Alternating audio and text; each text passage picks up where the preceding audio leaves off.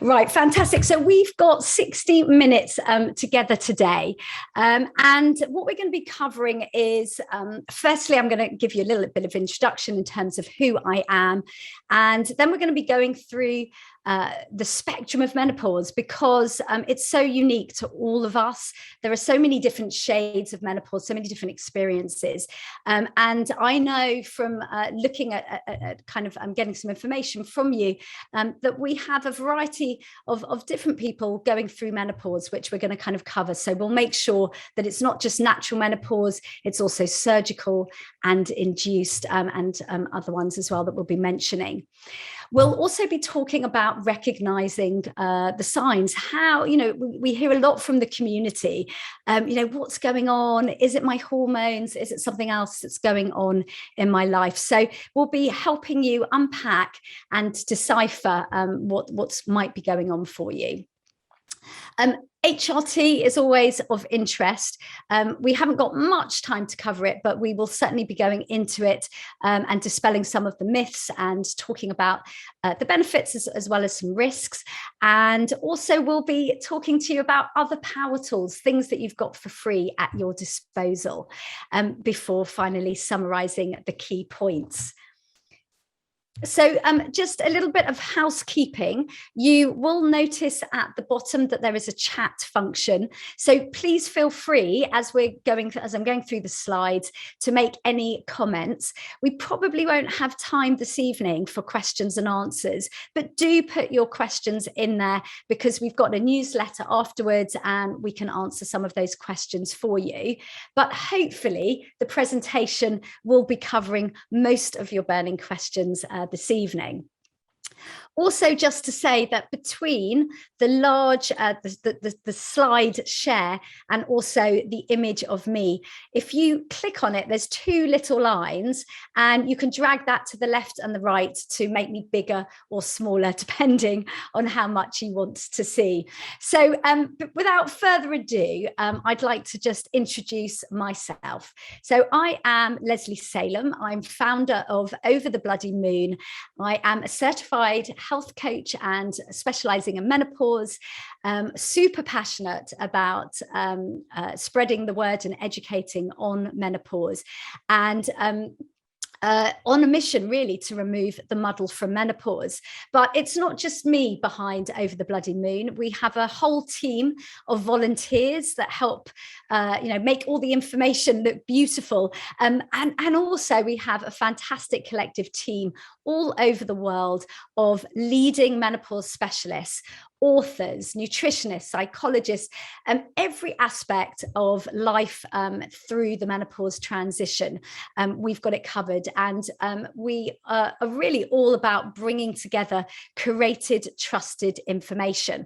And this came really from my own journey of being in perimenopause a few years ago, and really struggling to find information and know what I could trust. So OverTheBloodyMoon brings all of that together and shares that in lots of dynamic ways for individuals such as yourself. We run masterclasses, we have coaching programs, and if you go onto our resources or our shop, you can find lots of different information products there to help you. And also we work with corporates and organizations, so we do training and education and other ways to support people in employees. So if you're there and you're working, go talk to your HR people as well. We can come and do workshops like this for you.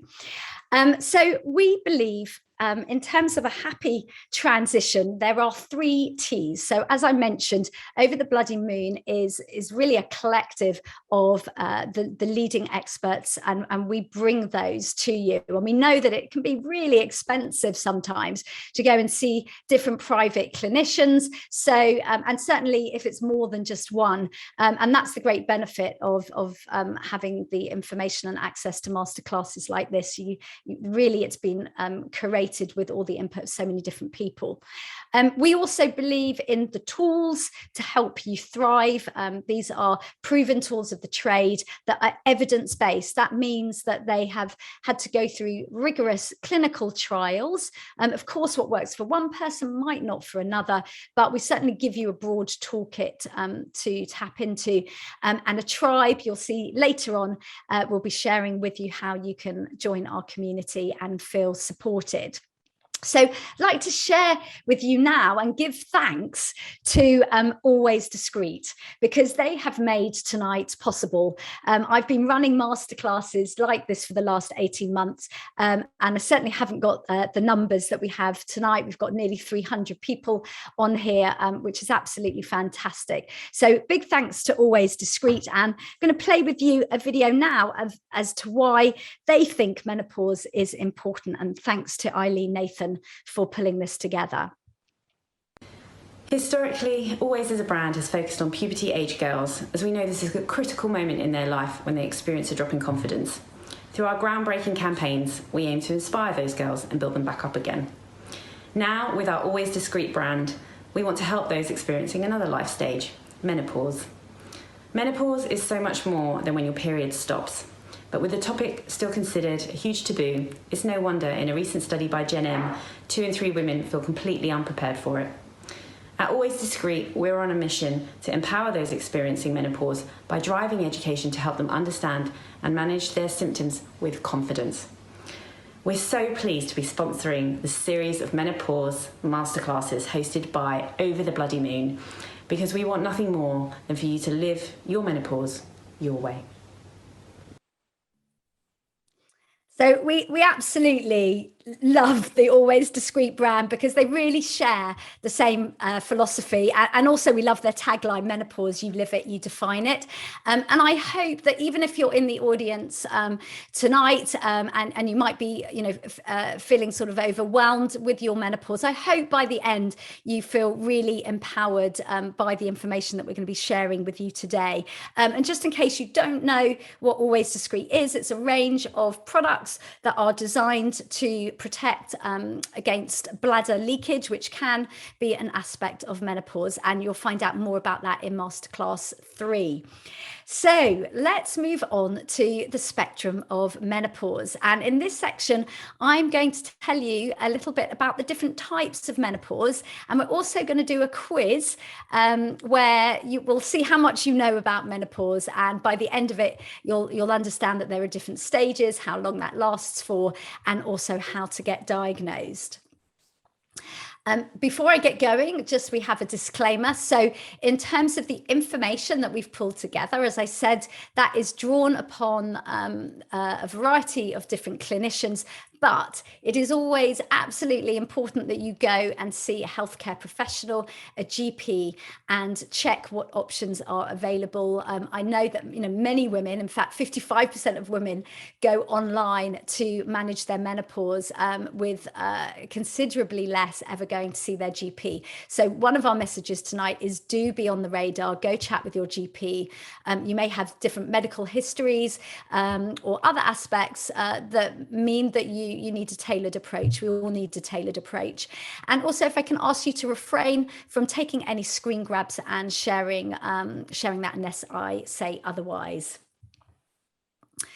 So, menopause. Why is everyone talking about menopause at the moment? Well, you may have seen the Davina McCall and Channel 4's program, which was absolutely brilliant a couple of months ago. But, as a generation, we are, really at a unique time in societal perspective, and with menopause, it's kind of very different to that of previous generations and that of our mothers. So for starters, 75% of women in the UK actually transition through menopause whilst working. So that's really high and very different to previous generations. And there's a lot more pressure going on. For some that have got families, the age of starting a family is much later. So one might be going through menopause with young children at home, or the clash of the teenage hormones with your own hormones. or elderly parents, because our parents are living longer, and they also have their own health issues that we have to kind of take care of. So there's lots of pressures going on, which means that the collision of menopause alongside other transitions can create some pressure for people. Also, there's different types of menopause. So many people think about menopause as a natural aging process, and for the majority that is true. It can happen for many in midlife, but there are 1 million people in the UK who are in surgical menopause. That means that they've had either a hysterectomy, their womb removed, or ovaries that have triggered them into menopause. And there are also people where it's natural, but it's very early. And we'll hear later on some stats around that, which can happen, even sort of in teenage years. And people with cancer on treatment or hormone suppressants. So all of us come into the menopause community with our own unique experience, and that's to be welcomed. And of course, there's different heritages, and all the genetics, and our diet and culture that come along with that. And that's going to have an impact in the way in which we view menopause. And so it's all about kind of reframing and seeing this as a positive time of life. So as I mentioned, menopause can happen alongside other transitions, and particularly in the last couple of years, it certainly collided with many that are also about uninvited change. So, the pandemic, there might be some personal issues that are going on, relationship conflicts, or professional, some big decisions that are going on, and of course, psychological and physical aspects of menopause. So it's the collision of all these transitions that can make menopause feel a little bit overwhelming. But if we recognize that this is a very normal aspect of change, if we try not to resist it, but to embrace it, that can be hugely helpful. And I'm going to be sharing with you towards the last bit of the session how we can do that. So quiz time. So we're going to put up a poll. The first question is going to appear now. So I'd like you to tell me, how long does menopause last for? Is it 1 day, 1 year, or 1 decade?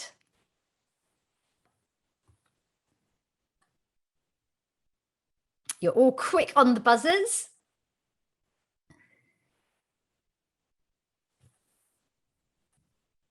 And I'm just going to end the poll now. Share the results. So 75% of you chose 1 decade. Let's see if that is correct. So the answer is, in fact, what 12% of you got right. In the medical definition of menopause, it's only 1 day. It's 365 days after a person's last menstruation. But in fact, I will go for the answer of a decade too, because menopause is also a transition. And we're going to see in the next slide the different stages that exist. And so it can kind of, continue for some time. But the medical answer is 1 day. So I'm going to ask you now to move on to, bring up the next poll. And so for this, what is the average age of menopause in the UK? What do you think it is?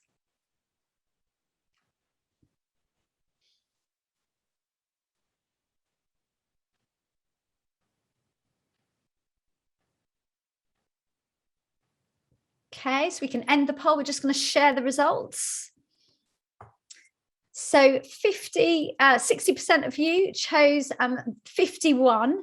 So you're absolutely right. In terms of the UK, the answer is 51 as an average. But I did mention we're going to talk about variances. So for Afro-Caribbean people, the average age is a little bit earlier. It's at 49.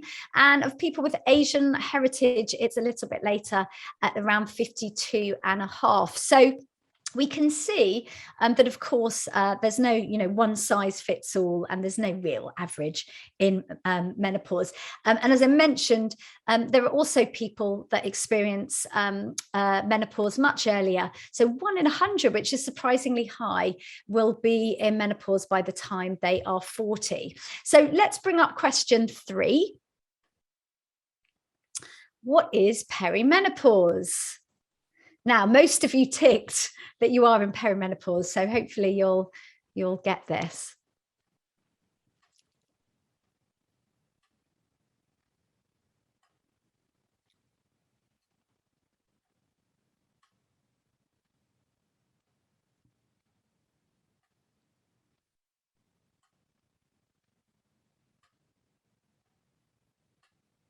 Okay, so I think we'll stop the poll now and share the results.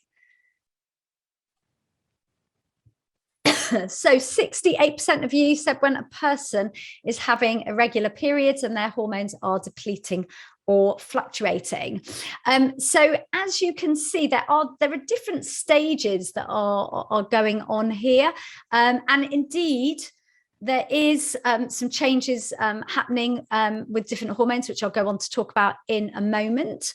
But in fact, the stage of perimenopause covers both regular and irregular bleeds, and that can be quite confusing and sometimes misdiagnosed by clinicians and GPs, because they might ask someone, are you still menstruating? And they say yes, and then they say, oh well, you're not in, nothing's happening then. So you need to kind of go and challenge that. So you can still be getting regular periods, but your hormones are still starting to dip, and as that experience continues a little bit later, then your period pattern will start to change. And for some people that can be lighter, for some that can be heavier, and also become longer in terms of cycle. So let's bring up the next question, which is, what percentage of women notice changes during their menopause transition? What do we think the answer is?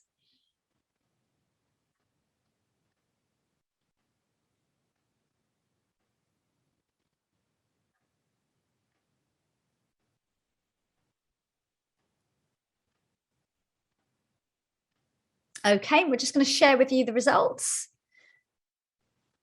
So the majority of you went for 80%, and that is correct. And in fact, actually, if you talk to some clinicians, they suspect that it's even higher.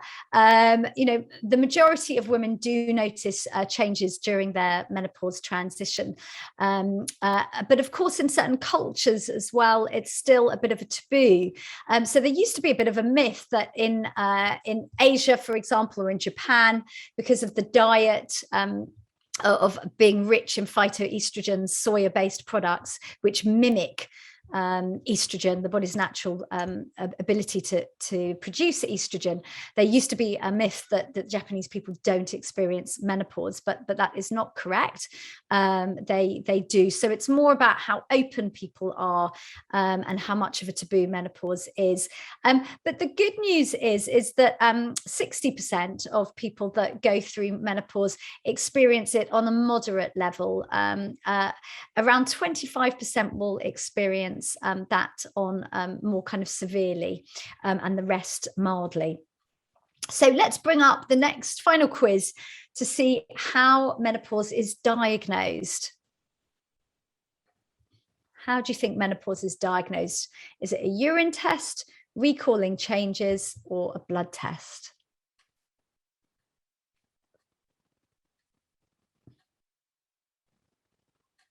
So it's quite close.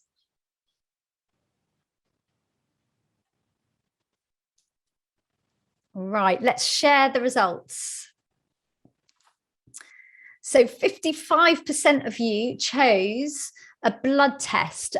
Now, if a person is over the age of 45, British Menopause Society and NICE guidelines do not recommend what's called a follicle stimulating hormone test. That is what's used to assess the hormones, and that goes up the FSH level as someone nears menopause.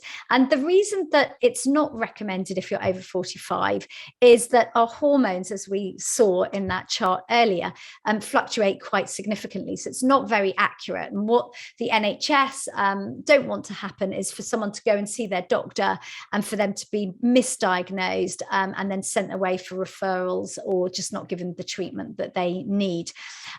However, if it might be that the doctor wants to rule out other things because there are other conditions that present themselves in a similar way to menopause, such as insulin resistance, thyroid imbalance, diabetes, iron deficiency. So the doctor might look at other blood tests, but if they recommend that you have an FSH test, that's a bit of a red flag.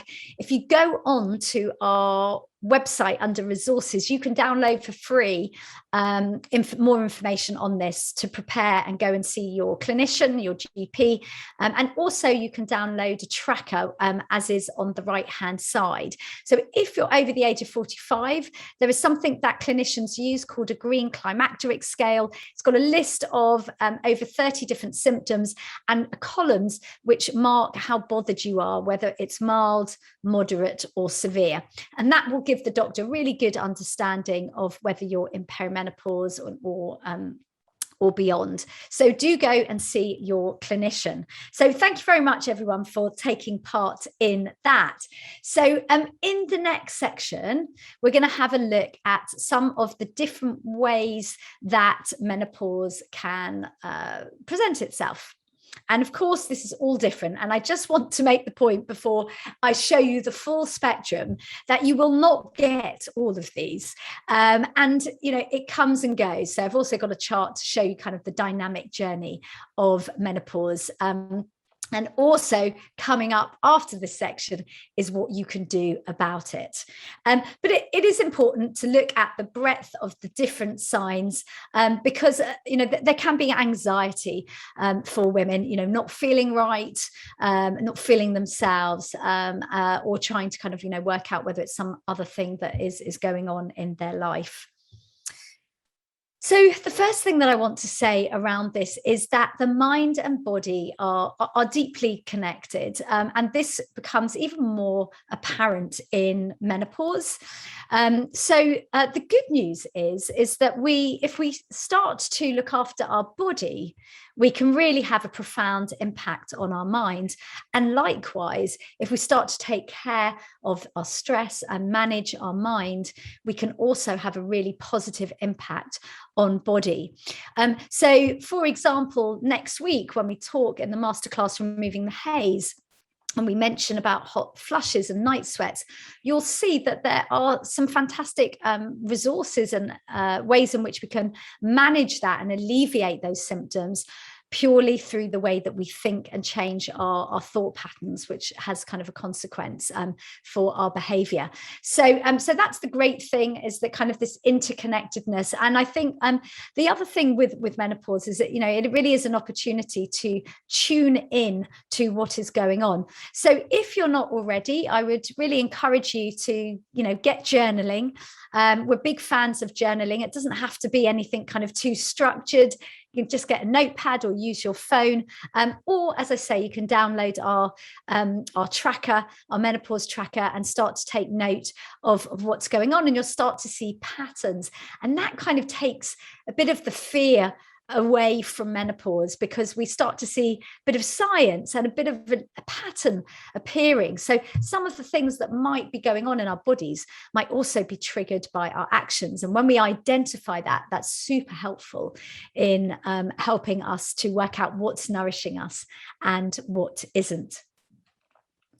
So I'm going to give you a little bit of a whistle-stop tour on hormones.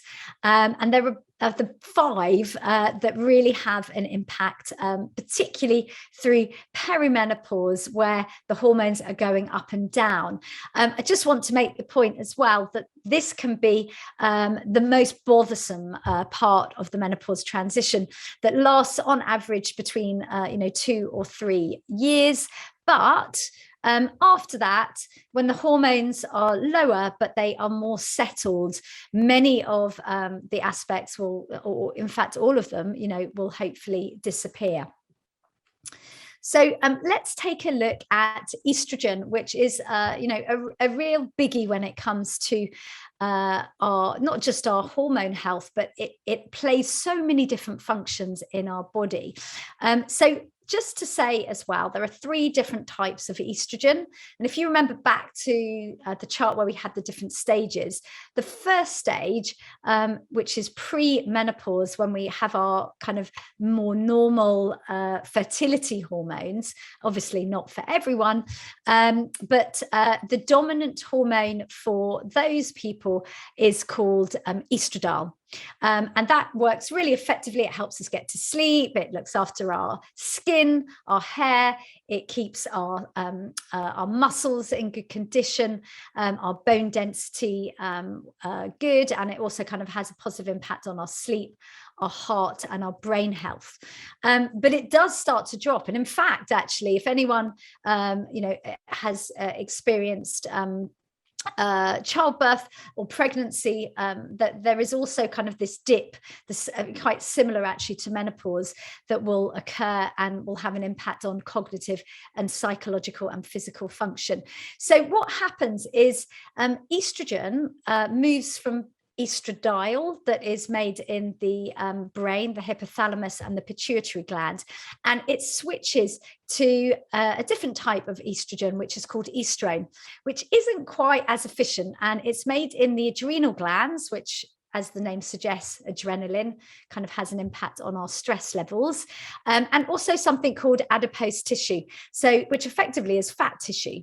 So what happens is that our body starts to hold on to fat cells and use that as a storage system for estrogen. So if any of you have started to kind of put on weight, but you feel like you're exercising, or you're moving and got a good exercise regime but can't lose the weight, that's one of the reasons why. So when estrogen goes down, that has a profound impact, may have an effect in terms of our sleep.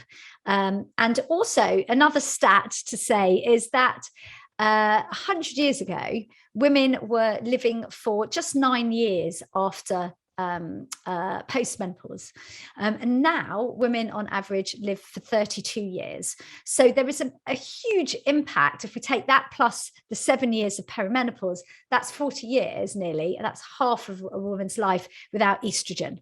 So we need to start thinking about the impact of that. Again, this is another reason why we are a unique generation, and for doctors, they're having to rethink women's health and recommendations when it comes to things like HRT, because actually the longer term impact of not having estrogen could be much more harmful. So that's estrogen. Progesterone affects us in several ways. So firstly, it impacts on it's a calming agent. So it helps us go to sleep. It's a bit of a natural sedative. It helps keep things in perspective. So when progesterone fluctuates and goes up and down, that's why we might experience mood swings or irritability or feeling a bit teary, low mood. So that's kind of one of the reasons.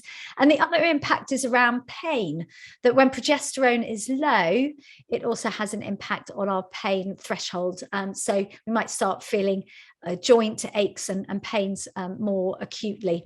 Has an impact on our sleep and releasing melatonin, which helps us get off to sleep.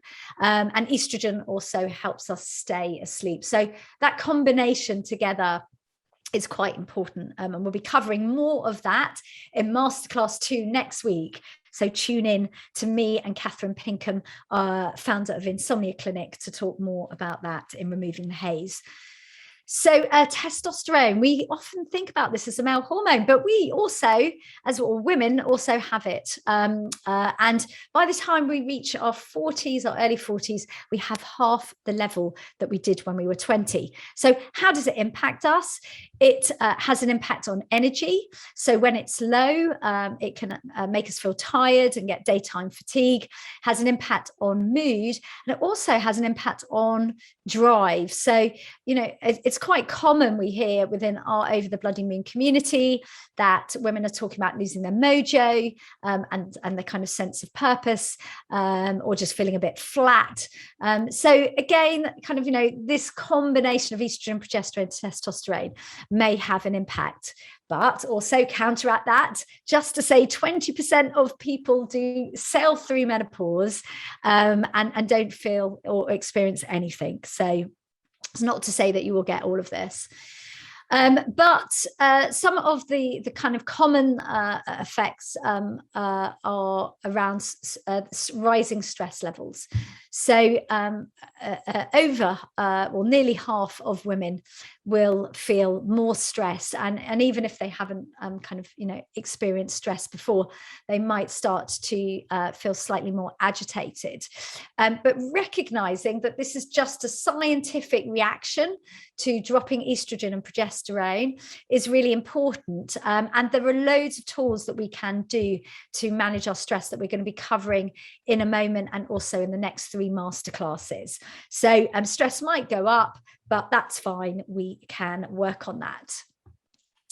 And the final hormone that you might not be aware of is oxytocin, otherwise known as our hugging hormone. And that can be quite high after childbirth because it encourages nesting. Oxytocin builds up trust with others. So this actually starts to decline also for some people.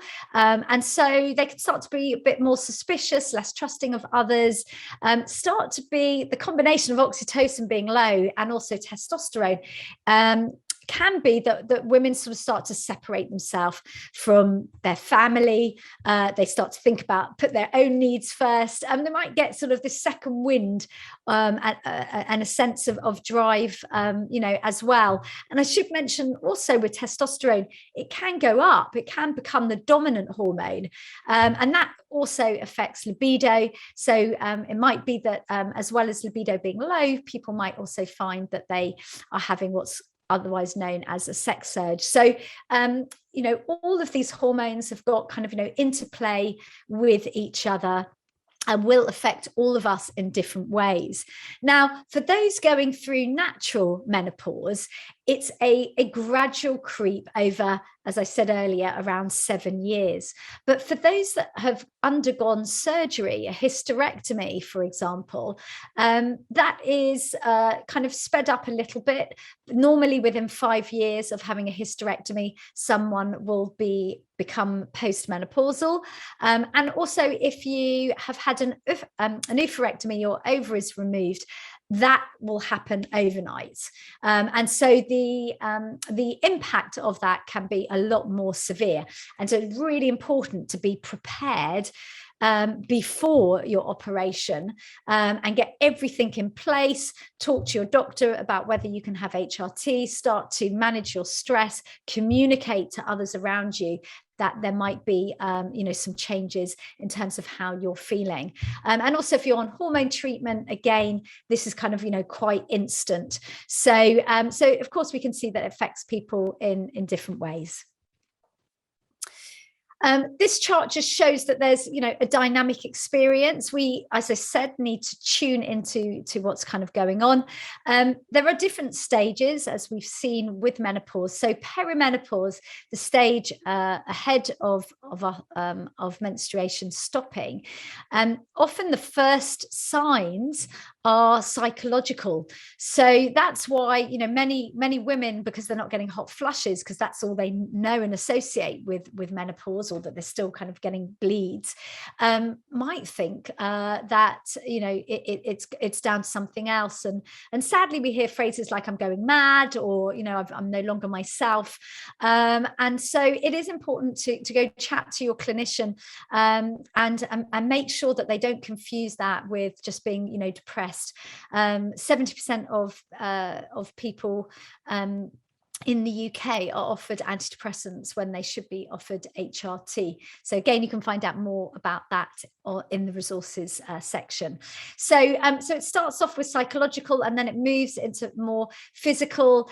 Just before hot flushes before menstruation, we can start to see changes with things like bladder leaks, and we're going to find out a lot more about that in Masterclass 3, so tune in. And then around the time of menopause, this is when it's more common to experience hot flushes.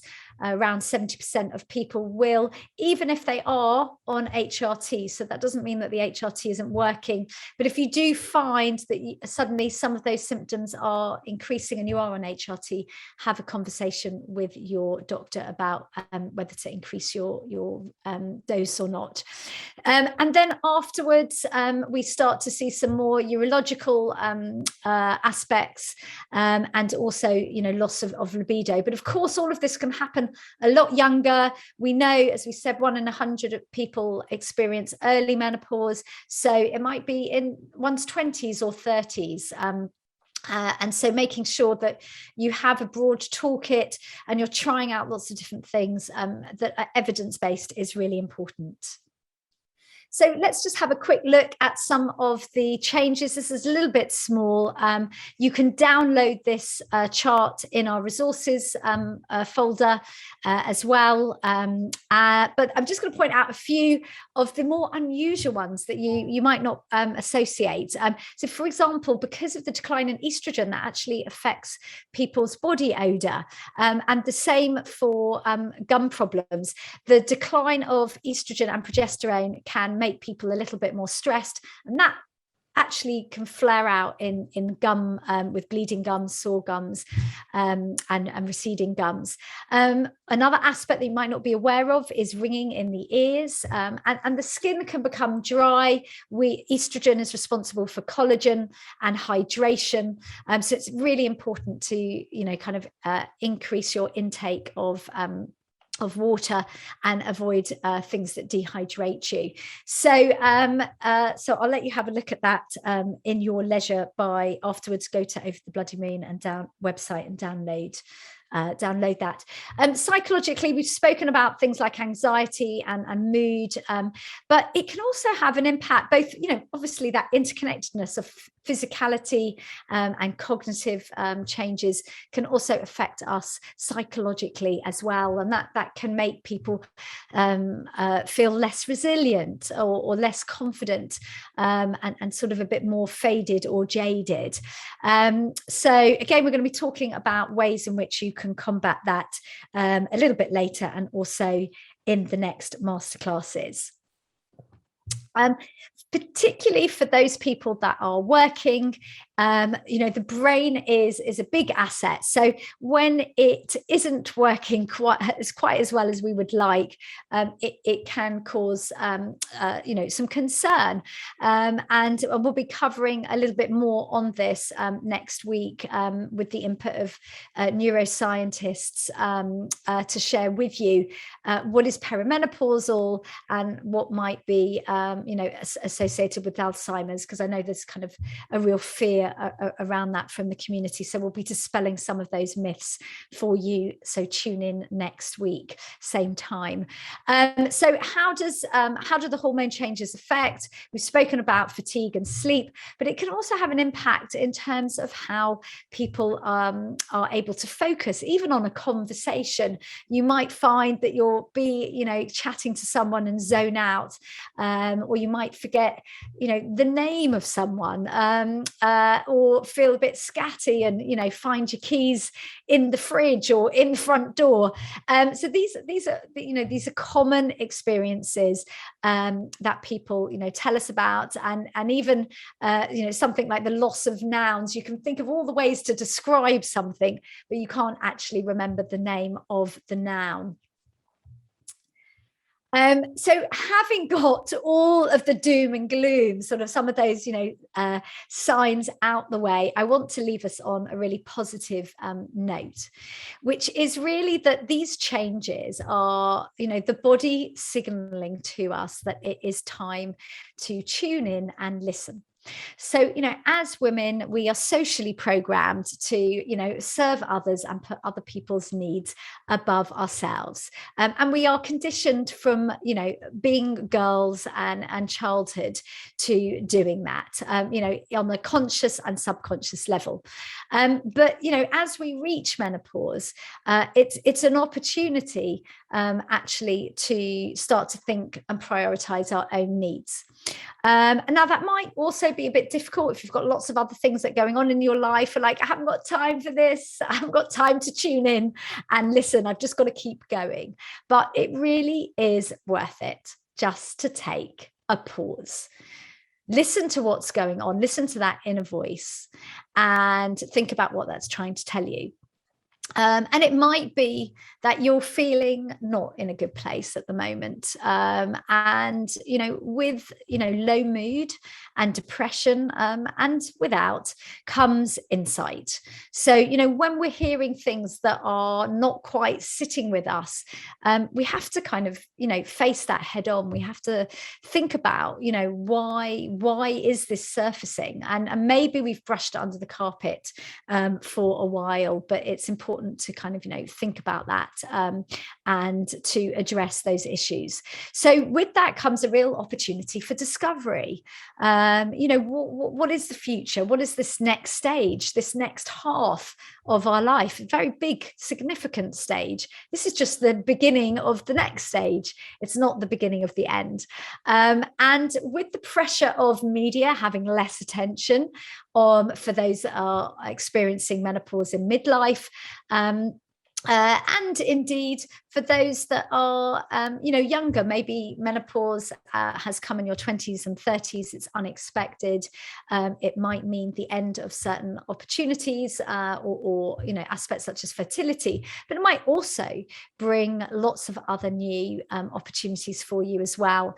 And without all of the shackles of whatever that brings of being a woman, comes authenticity, where we can really start to be playful and work out what makes us happy, and with that is freedom, particularly when our periods stop and we can start to have sex without thinking about getting pregnant for those where that's an issue, and it's an amazing opportunity to rethink health.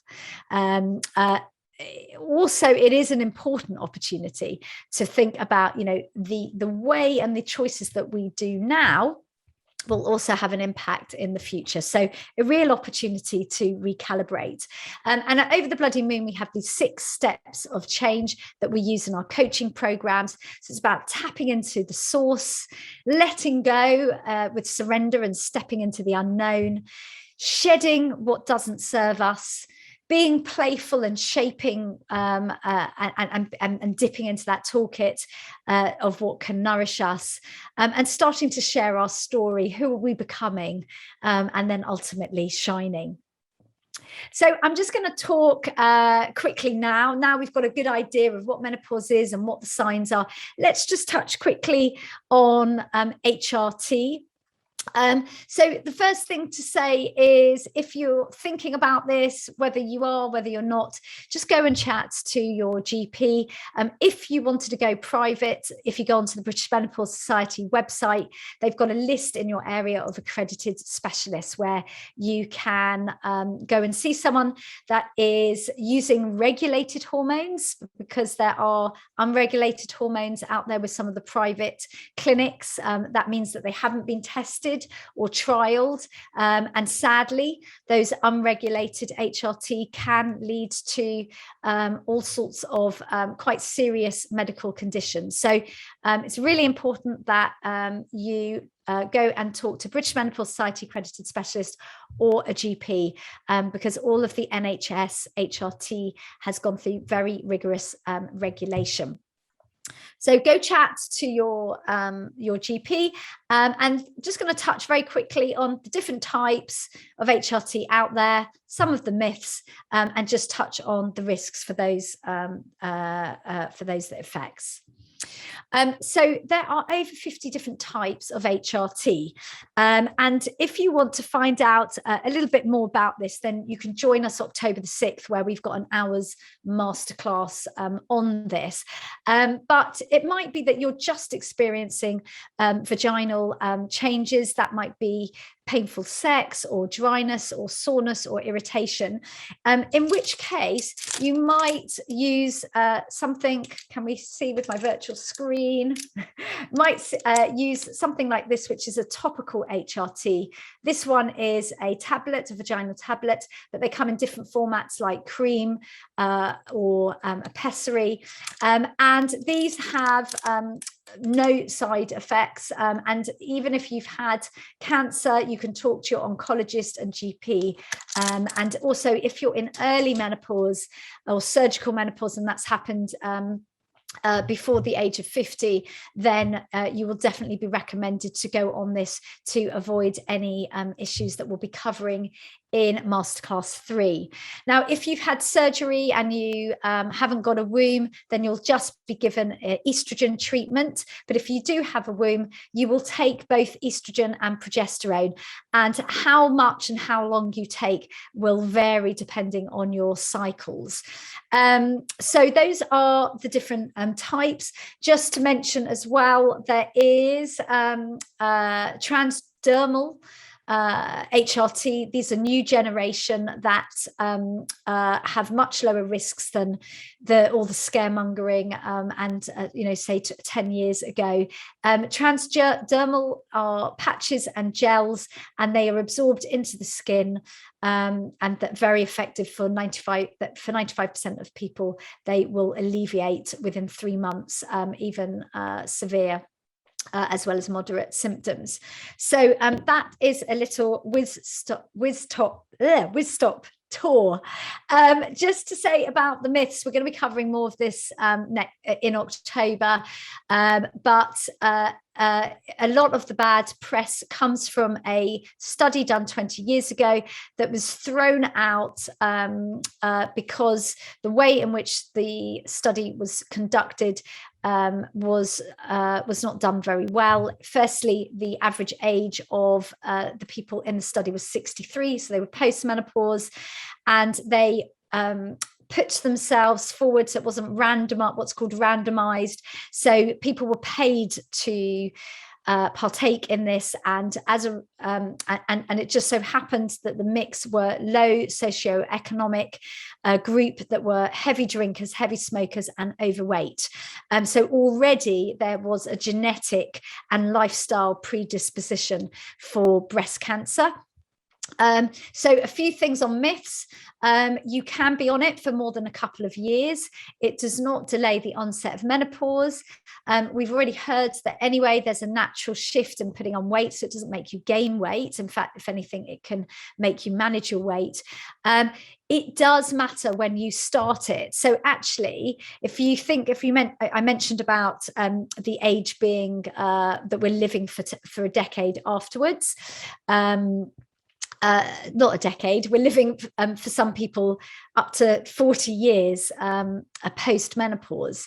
And so that means that the earlier that we take HRT, the more effective it's going to be in helping us with brain health and bone health, cardio health, as well as all the other aspects that it controls. So even if you're not presenting symptoms, you can be on HRT. And if you've got a history of breast cancer, you should go and talk to your GP. So there's a little chart here. I'm not going to go into it in so much detail, but Davina McCall also spoke about it on her program. But just to say, through lifestyle, we can reverse the risk of breast cancer. So if we're exercising, if we're eating well, if we're managing our weight, all of those things will reverse the impact of breast cancer. And also the hormone levels that are in HRT are much, much lower than something like the contraceptive pill, where we don't really think twice about going on. So So really, anyway, there would be there is an instance of breast cancer, and nowadays HRT for the majority of people poses very little risk and no risk if you're under the age of 50. But more on that in a bit more time. Where there are risks is if you smoke, as I mentioned, if you're overweight, and if you're drinking more than the recommended 14 units a week, and if you've got medical conditions and also some hormone receptor cancers. But it does not, just if you have got hormone receptor cancers or you're recovering from that, that doesn't necessarily mean that you can't take it. You need to have a conversation with your oncologist about that. So let's just have a look at some power tools, which we're going to be covering in a lot more detail in the next 3 masterclasses. So these you have at your disposal. So beyond HRT, there are other complementary therapies that work alongside HRT or as a replacement. So we're going to be covering in the next masterclass examples of these, the importance of mindfulness, which is about tuning in and being present and controlling your mind and being curious about thoughts, and open and compassionate and kind to oneself. And there's also evidence. So these are all evidence-based, by the way. Everything that we present means that it has got the rubber stamp from clinical trials and British Menopause Society NICE guidelines. So another technique that could be quite helpful is hypnotherapy. And this accesses the subconscious mind and can be helpful for things like hot flushes, anxiety, trauma, and pain. The same for acupuncture, which works on managing the chi and the energy. That is helpful for hot flushes. So particularly for people that are recovering from cancer, there's a lot of practice-based evidence around acupuncture for helping as an alternative for HRT, and the same for herbal medicines that can be also effective. We'll talk in the coming weeks about what type of herbs work for which particular aspects. But it is really important with herbal medicine that you go and consult your clinician and you make sure that you see a qualified specialist rather than buy something online, because it's not therapeutic online, and it's not tailored to your specific needs. And there isn't evidence in terms of clinical trials so much for essential oils, but from a practice-based perspective, essential oils, obviously therapeutic oils, can be really really helpful for people in managing different aspects. So more of that in the coming weeks. So other things that we can do ourselves that we're going to be covering in the next 3 masterclasses is managing our minds. We're going to be talking about something called cognitive behavioral therapy, which is all about breaking the cycle, taking a negative thought, recognizing that it's hypothetical, it's not a truth, reframing that into something that is either more positive or puts things in perspective. And then that has an impact on changing and switching our feelings to make them more positive, and that manifests in terms of more positive behavior. So we're going to be sharing that in the coming weeks in terms of how you can manage your mind. Another aspect is sleep, which we're covering next week. We're going to be talking about what sleep drive is and how you can increase it. We'll also be talking about associations, how to increase your bed with sleep, what you can do, and also around your optimum environment, things both physically and also externally, how you can introduce relaxing rituals, what happens if you have a racing mind when you wake up, and actually how you can start to prepare for sleep in the day. So definitely tune in with me and Catherine next week. We're going to be covering in the coming weeks nutrition. In fact, we have a podcast available for you that is coming out with Emma Bardwell, one of our nutritionists and author of The Perimenopause Solution, talking more about the groups and the food groups of nutrition and the link with mental health. And you can also join another session, another masterclass on nutrition for menopause, November the 10th. So I won't go through these now just because of time, but just to say there are lots of different elements and aspects of nutrition that we're going to be covering over the coming weeks, and things that we should be cutting out as well. It's important to move in menopause. Our body changes, so we have to think about building strength, muscle that boosts our metabolism and combats the loss of bone and muscle, and also restorative that calms us down, balance that builds up our pelvic floor, which we're going to be covering in Masterclass 3.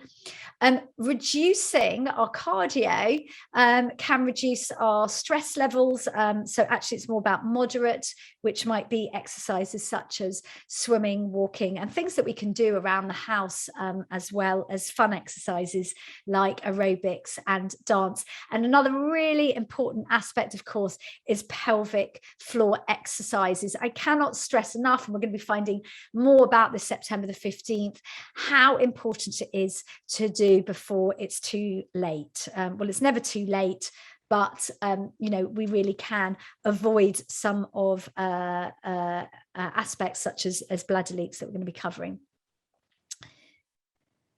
And then finally, you know, find your tribe. Please do take a screen grab of this. We've got Facebook community, really active, 2 private groups, one for working professionals over the bloody moon at work, and another over the bloody moon about life. They're all moderated every day. Our clinicians are there, so you can ask questions. And we're also really active on Over the Bloody Moon. Another way to get free resources is listen to our series of podcasts, which the first was released already this week, and that we've got 9 in the series with neurologists and psychologists, nutritionists, every aspect of menopause. So just before we close, I want to leave you with you know, really positive message that, you know, we have the tools at our disposal. You know, there is a broad toolkit for us to tap into, and really, if we start to embrace change and empower ourselves, get educated, try things out, it's really wonderful, you know, window of opportunity. So do join us in the coming weeks. I want to say a huge thank you to Always Discreet for you know, bringing this to so many of us today.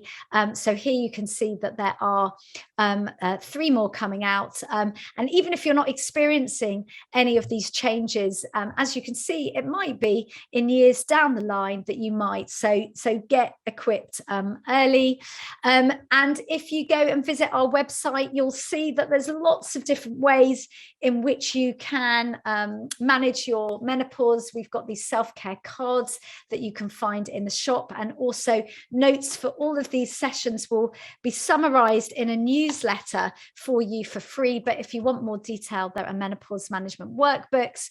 We also have a well-being platform called The House, which has got different rooms for you to watch videos and self-study, and our podcast, as we mentioned.